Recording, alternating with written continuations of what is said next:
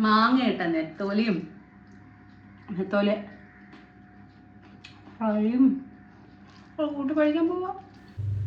കുറച്ച് നെത്തോലി കയ്യിലുണ്ടോ? എന്നാൽ നമുക്ക് നല്ല മാങ്ങയിട്ടൊന്ന് മീൻകറി വെച്ചാലോ? അതിന് വേണ്ടിയിട്ട് 2 പിടി തേങ്ങ ചിരണ്ടിയത് ഒന്ന് അരച്ചെടുക്കണം. ആ അരച്ചെടുത്ത അരപ്പിലേക്ക് മുളക് പൊടി, മല്ലിപ്പൊടി, മഞ്ഞൾപ്പൊടി. മുളക് പൊടി ഞാൻ കാശ്മീരി ചില്ലിയാണ്, 2.5 ടീസ്പൂൺ. മല്ലിപ്പൊടി 2 ടീസ്പൂൺ, 1/4 ടീസ്പൂൺ മഞ്ഞൾപ്പൊടി. ഇത്രയും, പിന്നെ ഒരു പിടി ചെറിയ ഉള്ളിയും കൂടി ഇട്ടിട്ട് നമ്മൾ ഒന്നുകൂടി അരച്ചെടുക്കണം, വെള്ളം കുറച്ച്. അപ്പോഴത്തേക്കും നമുക്ക് ചട്ടിയിൽ നല്ല പച്ചമാങ്ങ കട്ട് ചെയ്തിട്ടതും ഇഞ്ചിയും പച്ചമുളകും കറിവേപ്പിലയും കൂടെ സെറ്റാക്കി വെക്കാം.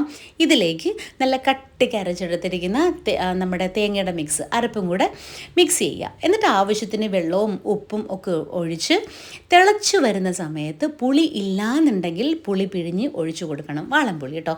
എനിക്കിവിടെ പുളി കുറവായിട്ട് തോന്നിയതുകൊണ്ട് ഞാൻ കുറച്ച് വാളംപുളിയും കൂടെ ചേർത്തു. ഓക്കെ, ഇത് കിടന്ന് തിളച്ച് മാങ്ങ ഒരു 1/4 വേവൊക്കെ ആകുന്ന സമയത്ത് നമുക്ക് നെത്തോലി വൃത്തിയാക്കി വെച്ചിരിക്കുന്നത് ഇട്ട് കൊടുക്കാം. നെത്തോലി ഇട്ട് കഴിഞ്ഞാൽ പിന്നെ തവി അതിനകത്തേക്ക് ഇടരുത്.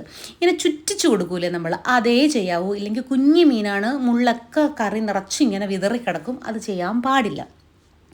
ഇനി ഒരു 8 to 10 മിനിറ്റ്സ് അത്ര മാത്രം മതി. അപ്പോഴത്തേക്കും നെത്തോലി നല്ലപോലെ വെന്ത് കിട്ടും. എന്നിട്ട് കടുക് താളിച്ച് ഉപയോഗിക്കുക. നല്ല സൂപ്പർ ടേസ്റ്റാണ്. അപ്പോൾ എല്ലാവരും ഉണ്ടാക്കണേ.